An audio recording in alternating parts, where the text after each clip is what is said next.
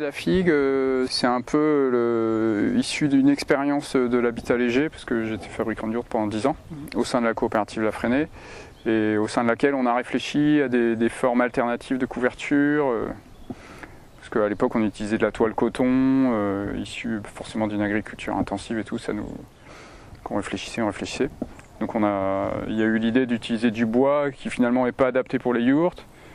Mais moi j'ai eu envie de continuer l'expérience, j'ai couvert un dôme avec ça, puis finalement c'est la forme qui convient pour utiliser ce matériau.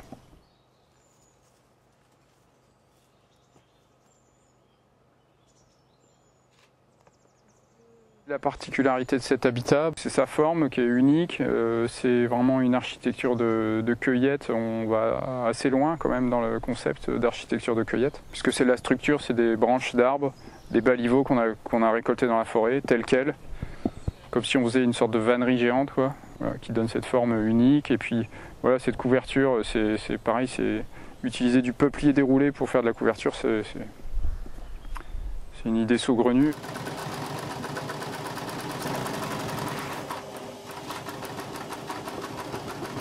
Ce qui est intéressant, c'est qu'on le voit, ça change de couleur. Bon, à terme, ça devient complètement gris, brillant, comme du bois brut qui est en extérieur. Mais aussi, ça frise. Donc ça donne une espèce d'aspect de pelage.